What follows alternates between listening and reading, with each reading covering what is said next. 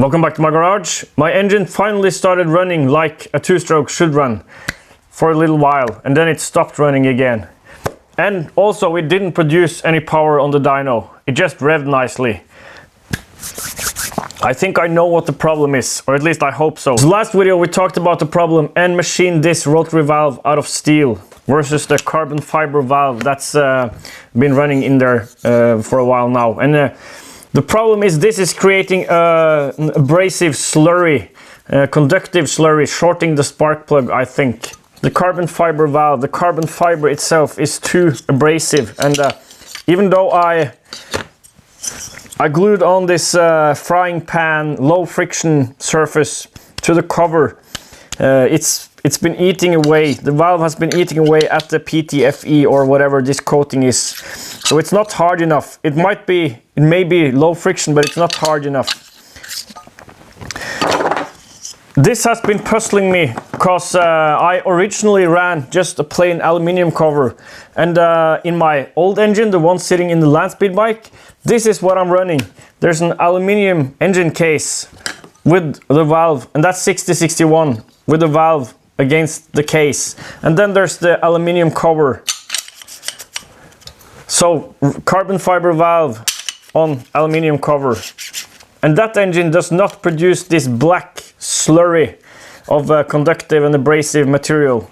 While editing yesterday and hearing myself talking about how it's weird that this works in my old engine but doesn't work in this engine, I realized something. The cover on the old engine is not made of this 6061 or 6082 material, soft material.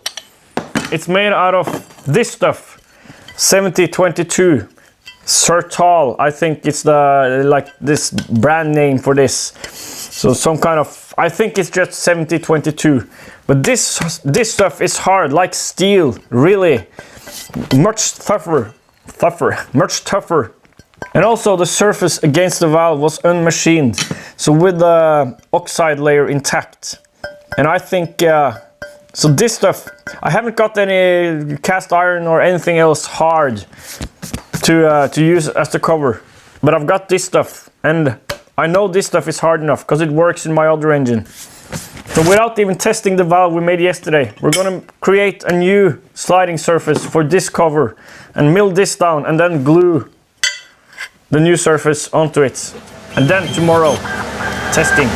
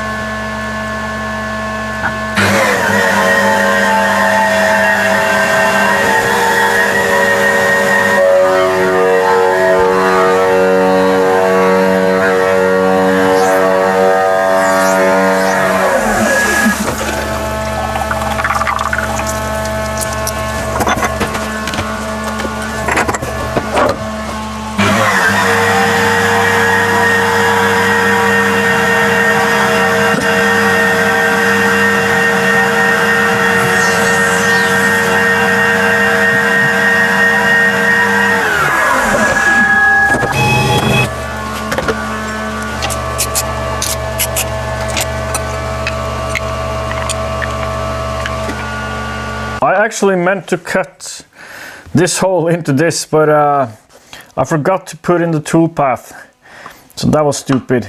And also I made this too small. There was supposed to be a little stub here registering this onto here, but I projected the wrong geometry, the smaller circle, and but it doesn't matter. We'll just glue it on, and then we'll grind off the excess and drill a hole and grind off the excess here also.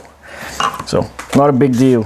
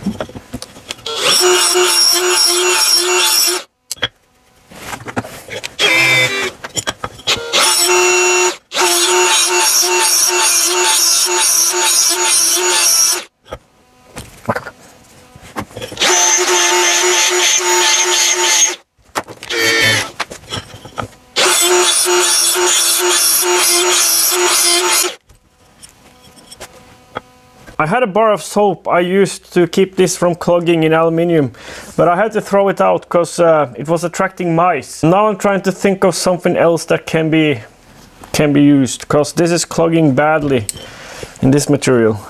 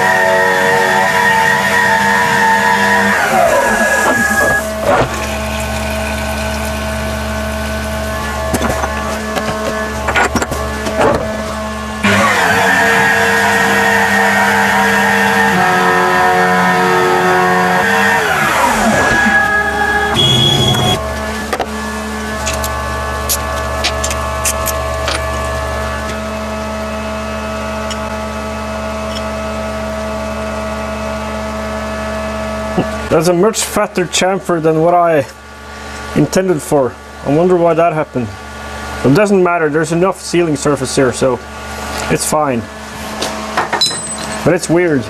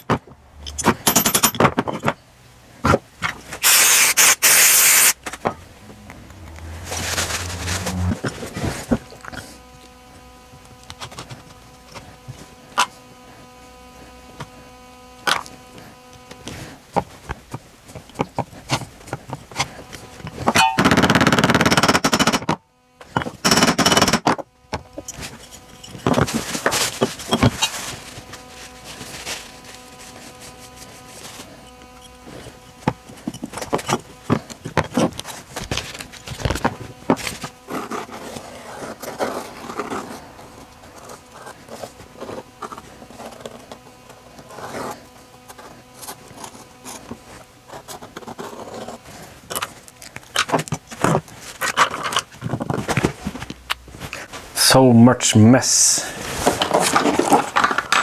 I need to find my scissors, the big ones and the small ones.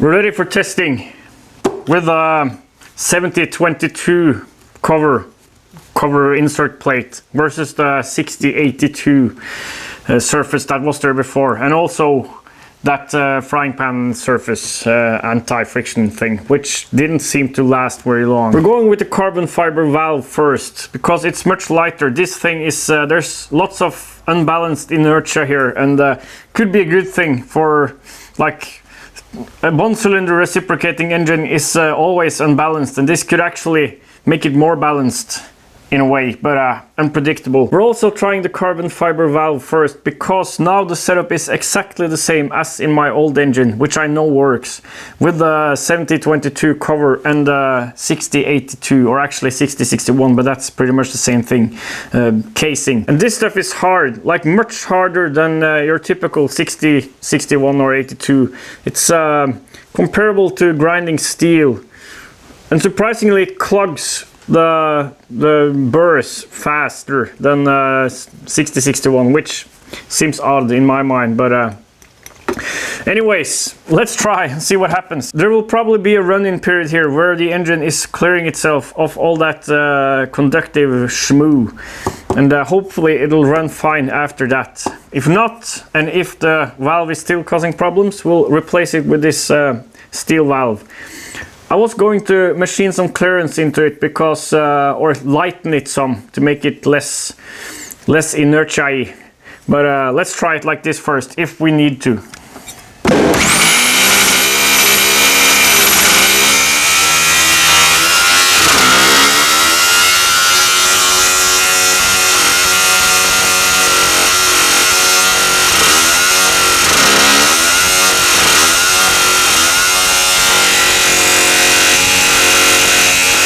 Let's hope it's not willing to rev now because of conductive shmoo still present.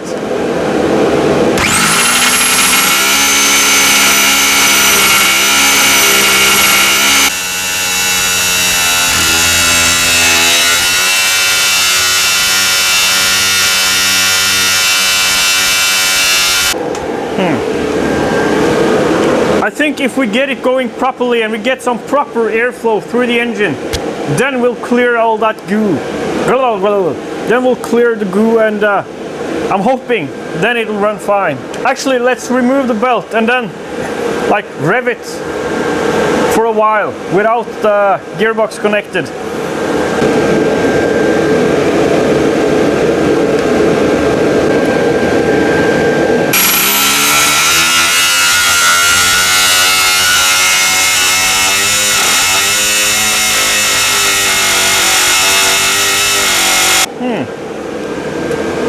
I'll replace the spark plug and then see what happens. I was gonna replace the spark plug and continue testing, but then I noticed this is like burning hot. There's friction somewhere causing this. Could be the rotary valve, but I suspect the bearings. Actually, I think I know what's going on here. I think that conductive shmoo is also really abrasive, and like aluminium dust. If you melt a piston from if you melt a hole in a piston, and then that melted aluminium will get onto the bearing surfaces and quickly seize up the bearings. And I think that's what's happened here. It got sick of all the aluminium goo in the oil, and now the bearings are destroyed. That's my theory.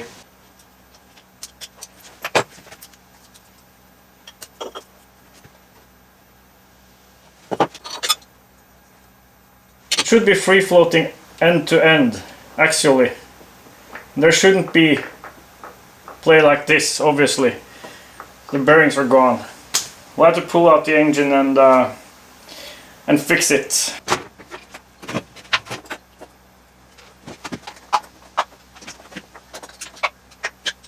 I think maybe I can just remove the actual engine and leave the gearbox in here.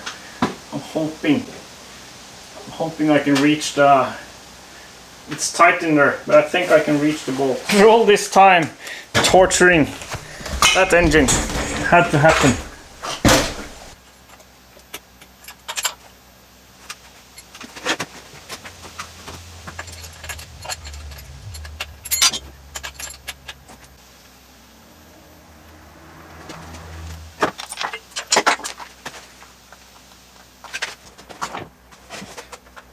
I've killed another wireless receiver, so the audio will be shit from now on. Well, in this video at least. Because I'm using the on-camera microphone. Well, actually not the inboard. Never mind. The microphone is far away.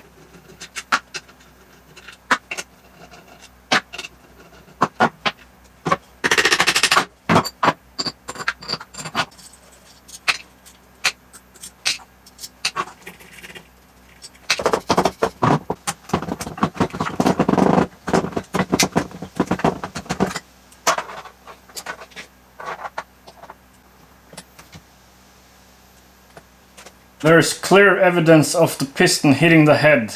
Now, how's that possible, you're asking? Well, the big end bearing is completely gone. The same thing goes for the drive side main bearing. And probably the other side too. Maybe abrasive aluminium and carbon fiber slurry is not such a good idea to feed through the engine. Just maybe.